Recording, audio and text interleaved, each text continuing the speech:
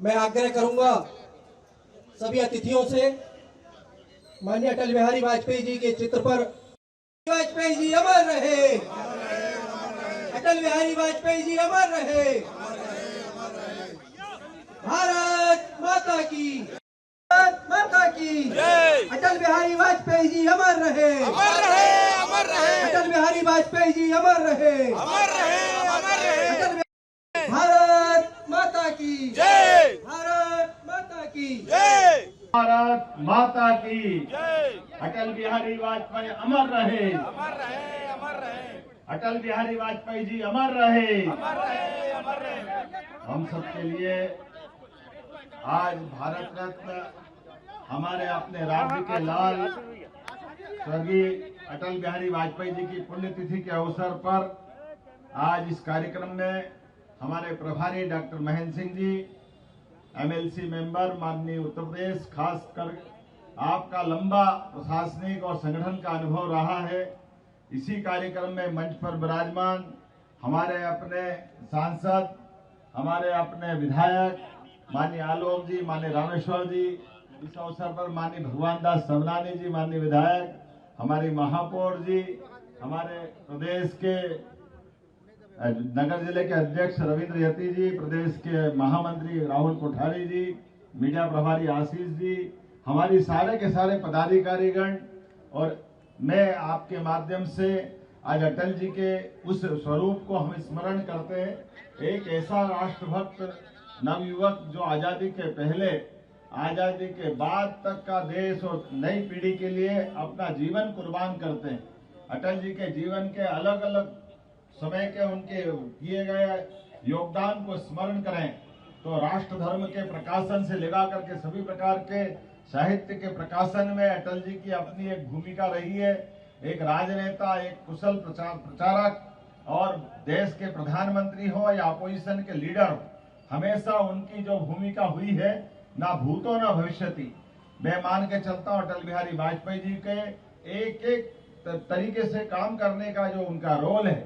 और हम याद करें जब भारत पाकिस्तान के बीच बांग्लादेश के घटनाक्रम घट रहे थे, ऐसे समय में दृढ़ता के साथ अपोजिशन के नेता होने के बावजूद भी उन्होंने तत्कालीन प्रधानमंत्री इंदिरा गांधी जी के साथ कदम से कदम मिला करके उस भाव का प्रकटीकरण का जिससे लोकतंत्र गौरवान्वित होता है। हमको याद होगा जब उनने अपने पहली बार संयुक्त राष्ट्र संघ में जाकर के भाषण देखने का मौका आया तो राष्ट्रभाषा को गौरवान्वित करने का मौका दिया। जब वो विदेश मंत्री बने तो ऐसा लगा था कि चूंकि संघ और जनसंघ के बाद से कई सारे मामलों में शंकित रहते थे हमारी पार्टी के प्रति लोग, लेकिन माननीय अटल बिहारी वाजपेयी जी ने पहली बार पाकिस्तान के साथ जो व्यवहार संवाद का प्रारंभ करते हुए जो अनुकूलता दिखाई, हम सब जानते हैं कि वो आज तो कल भारत का ये जो सांस्कृतिक वैभव है सदैव उसके वो पक्षधर भी रहे। लेकिन जब दो बार उनके ऑपरेशन 1998 और शक्ति 1999 दोनों के टाइम अगर हम देखेंगे तो जब शक्ति के बलबूते पर अब्दुल कलाम जैसे वैज्ञानिक को एक अलग प्रकार के वेश के माध्यम से परमाणु शक्ति संपन्न भारत बनाने की बात आती है तो ये अटल बिहारी वाजपेयी जी का युग हमको सदैव याद रहेगा। और अटल बिहारी वाजपेयी जी के कारण से जब पाकिस्तान ने पीठ में खंजर भोंककर टाइगर हिल पे कब्जा किया, लेकिन देश की सेनाओं का मनोबल बढ़ाते हुए दुनिया उस समय देख रही थी और हमारे अपने सैनिक के पराक्रम से अटल बिहारी वाजपेयी जी ने पूरे भारत को गौरवान्वित करते हुए उस तथाकथित घुसपैठ का जो जवाब दिया, उसका जवाब आज तक पाकिस्तान के हुक्मरान आज भी उसको दे नहीं पाते कि क्यों उनके सैनिकों के शव वापस नहीं ले जाए गए, क्यों पाकिस्तान ने अपने सैनिकों से मुंह मोड़ लिया। जो मारे गए उनके बावजूद भी भारतीयता का भाव, सनातन संस्कृति का भाव दिखाते हुए सभी को दफनाते हुए हमारे अपने प्रधानमंत्री ने जो उदार दृष्टिकोण अपनाया वो आज भी दुनिया के सामने पाथे के रूप में आता है। अटल जी की कोई एक बात हो तो बताएं, प्रधानमंत्री सड़क की जो योजनाएं उनके माध्यम से मिली है, स्वर्णिम चतुर्भुज योजना की बात अगर हम करेंगे, अटल बिहारी वाजपेयी जी के लिए एक ऐसा उदार चरित्र का व्यक्ति जब भाषण देने खड़ा हो जाए तो पूरी सभा मंत्रमुग्ध हो जाए, और जब अपने नीतियों के बलबूते पे काम करने का मौका आए तो उनकी दृढ़ता हमको हमारे अपने आप के उस स्वर्णिम इतिहास की तरफ ले जाती है। मैं आज के इस अवसर पर ऐसे राजनेता की पुण्यतिथि के अवसर पर भोपाल इकाई द्वारा इस पुण्यतिथि के कार्यक्रम में पुनः हम अटल जी के योगदान को पूरा देश और दुनिया कभी नहीं भूलेगा। लोकतांत्रिक देश के अंदर पक्ष और विपक्ष के बीच दोनों की धारा चलती है।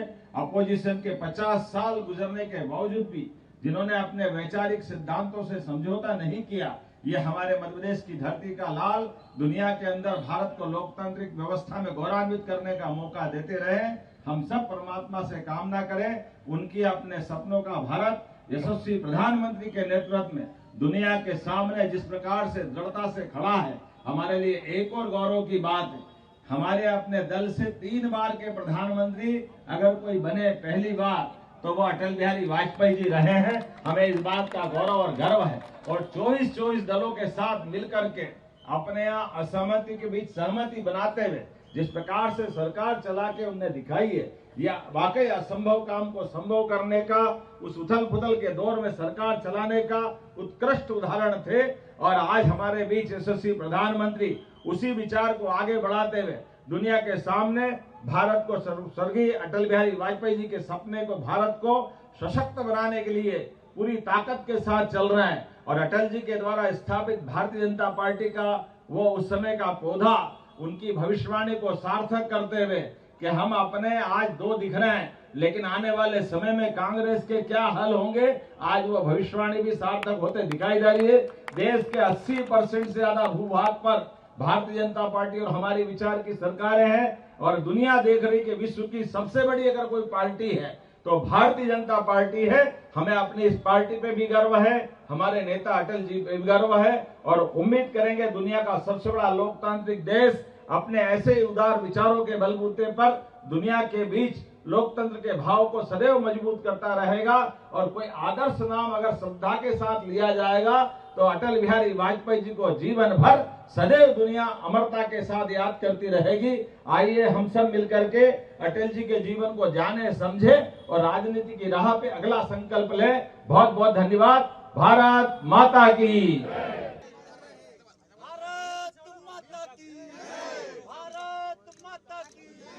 जब तक सूरज चांद रहेगा, जब तक सूरज चांद रहेगा, रानी जी का ये बलिदान, रानी जी का ये बलिदान।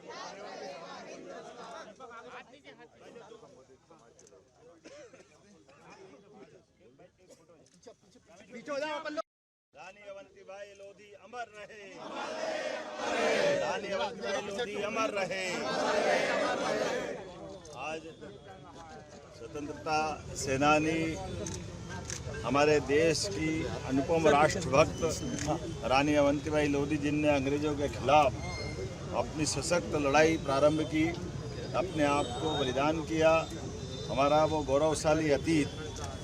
मैं आज उनकी जयंती के अवसर पर उनको स्मरण कर रहा हूँ। मेरे साथ प्रभारी माननीय डॉक्टर महेंद्र सिंह जी, हमारे माननीय दोनों विधायकगण श्रीमान रामेश्वर शर्मा जी, माननीय भगवंत सबनानी जी, हमारी सांसद आलोक शर्मा जी, हमारे जिलाध्यक्ष रविंद्र यति जी, हमारे सभी अलग अलग दायित्ववान रानी अवंतीबाई लोधी के स्मरण करने के लोधी समाज के समस्त पदाधिकारीगण, राहुल लोधी जी और सारे बहन भाई सब मिल कर के हमारे लिए आज ये गर्व और गौरव का दिन है।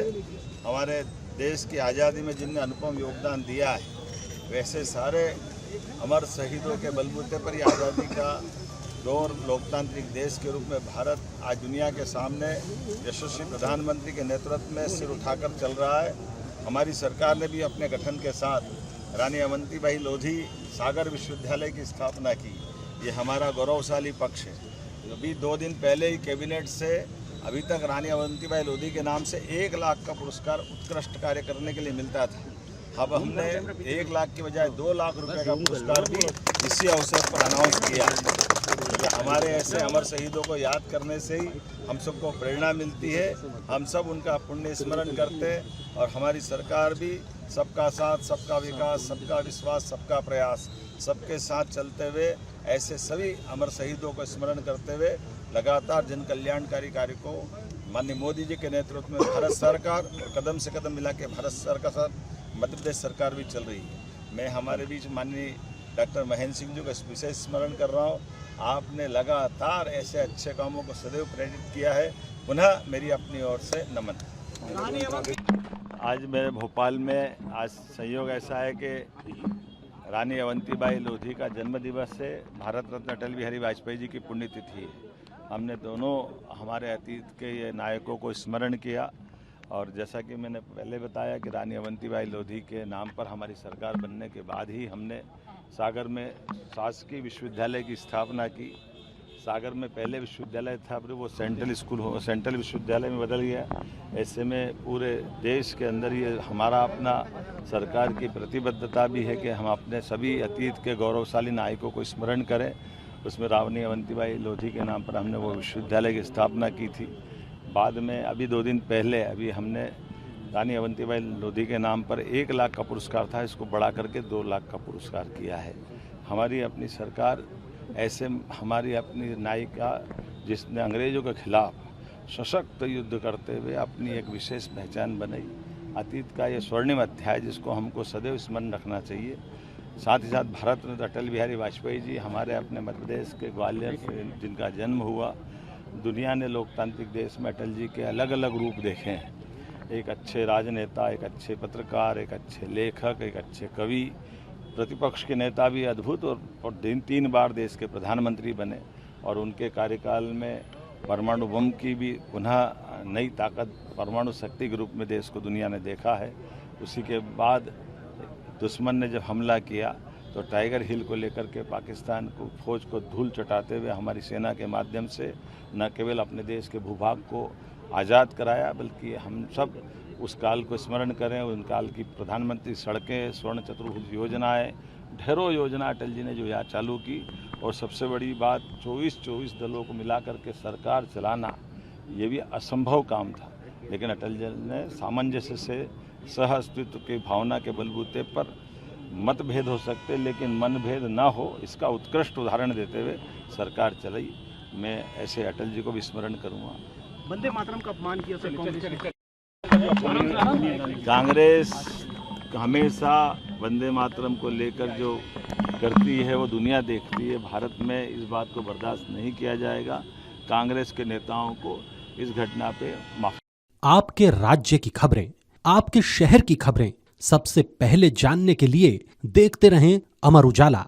चैनल को सब्सक्राइब जरूर कर लें और पाएं हर अपडेट।